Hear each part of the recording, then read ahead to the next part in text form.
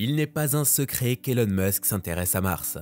Saviez-vous qu'il a également exploré l'Antarctique? Le pôle Sud semble cacher plus de mystères que nous ne l'imaginions. De manière inattendue, le PDG de Tesla, accompagné de quelques autres scientifiques, a observé un objet énorme et mystérieux se déplaçant à travers le continent glacé. Qu'est-ce que cela signifie? Comment a-t-il atterri en Antarctique? Découvrons ce qui se passe. Mais avant de commencer, n'oubliez pas de vous abonner à la chaîne en activant toutes les notifications pour ne rien rater de nos dernières vidéos. Allez, c'est parti. Lorsque l'objet a été vu pour la première fois, personne n'y a vraiment prêté attention.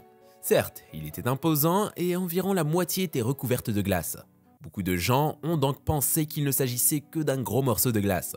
Cependant, lorsque l'objet a commencé à bouger et que la glace a commencé à fondre, il était évident qu'il s'agissait de quelque chose d'autre.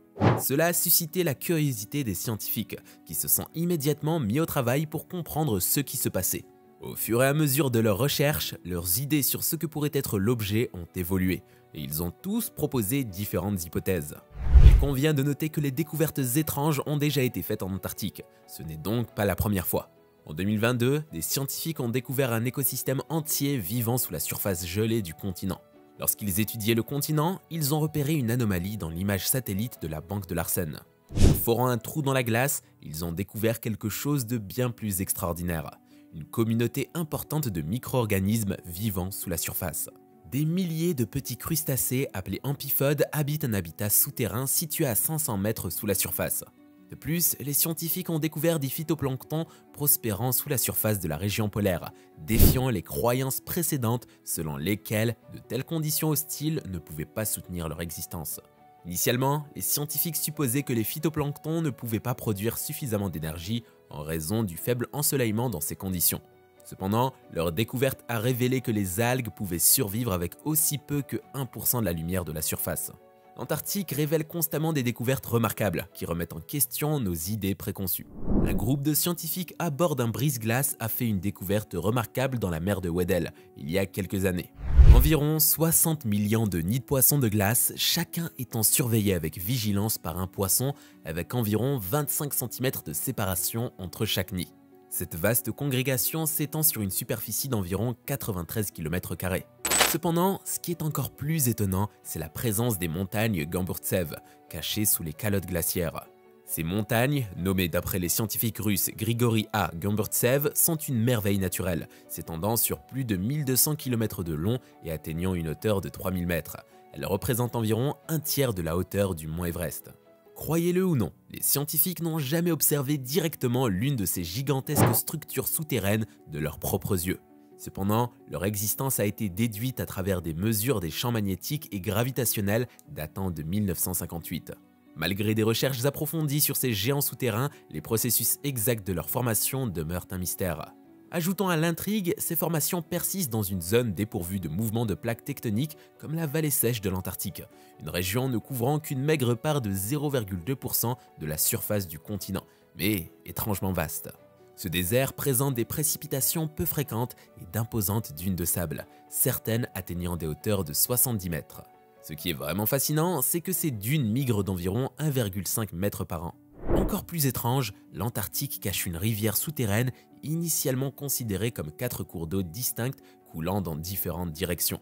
Pourtant, il s'est avéré qu'il s'agissait d'une seule et vaste rivière dépassant la longueur de la Tamise en Angleterre avec plus de 483 km découverte grâce à l'équipement radar pénétrant la glace à bord d'un avion. Vous vous demandez peut-être pourquoi une rivière souterraine suscite autant d'attention. Voici la chose.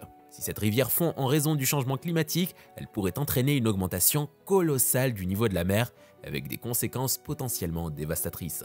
Mais ce n'est pas tout. Le glacier Thwaites en Antarctique, sinistrement surnommé le glacier du jugement dernier, se trouve dans une situation précaire. Les chercheurs ont découvert que ce glacier est à peine attaché au fond marin, ressemblant à une boule de démolition à l'envers suspendue par un fil. S'il devait se détacher complètement, cela pourrait déclencher une augmentation rapide de la fonte des glaces sur le continent, entraînant potentiellement des inondations généralisées. De plus, les scientifiques ont identifié des rainures parallèles sur le fond marin entourant le glacier, formées lors de ces mouvements précédents, peut-être il y a des siècles. Bien qu'en grande partie caché à la vue, le glacier continue de bouger. À mesure que nous explorons plus profondément le vaste et énigmatique paysage de l'Antarctique, nous découvrons des phénomènes de plus en plus étonnants. Vers la fin de notre expédition, nous rencontrons un énorme trou qui couvre une superficie comparable à celle de l'Irlande. Ces ouvertures, appelées polymasses, ne sont pas rares dans les eaux glaciales des régions polaires. Cependant, celui-ci, apparu pour la première fois en 2017, s'est agrandi si rapidement qu'il couvre désormais plus de 70 000 km². Les scientifiques sont perplexes face à un phénomène énigmatique et diverses hypothèses ont émergé pour élucider ses origines. Une suggestion avance que des remontées d'eau chaude provoquées par les courants océaniques érodent la surface de la banquise, tandis que d'autres spéculent sur le fait que des mammifères marins vivant sous la glace pourraient avoir créé ces ouvertures pour accéder à l'air. Le lien entre cette ouverture substantielle et la découverte mystérieuse d'Elon Musk et de son équipe soulève des questions. Au départ, on l'a confondu avec un iceberg, une hypothèse logique étant donné que l'Antarctique est principalement composé de formations glaciaires. De plus, l'immense iceberg A76A s'est récemment détaché de la complexe banquise. Mesurant 135 km de long et 96 km de large, il a entrepris un voyage à travers l'Antarctique, atteignant finalement les eaux tumultueuses du passage du détroit de l'océan Austral. Cependant, lors d'un examen approfondi, les caractéristiques singulières sont apparues, démentant la théorie de l'iceberg.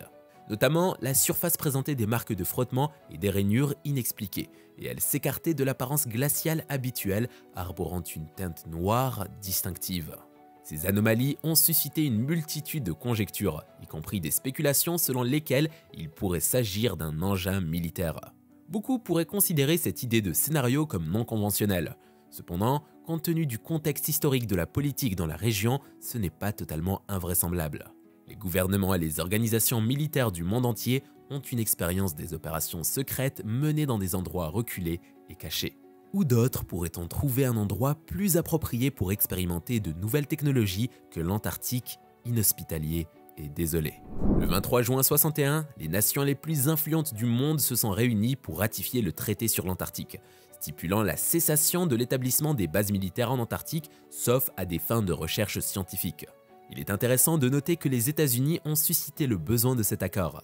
À la suite de la Seconde Guerre mondiale, les États-Unis ont tenté d'affirmer leurs revendications sur le continent.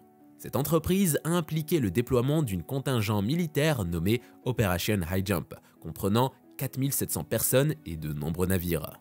Leur objectif était de former des soldats aux conditions de froid extrême et de tester divers matériaux. Cependant, cette démarche a suscité des préoccupations et a provoqué le mécontentement d'autres nations envisageant une utilisation militaire de l'Antarctique. Après de longues délibérations, l'Australie, l'Argentine, la Belgique, le Chili, la France, le Japon, la Nouvelle-Zélande, la Norvège, l'Afrique du Sud, l'Union soviétique, le Royaume-Uni et les États-Unis ont finalement ratifié le traité.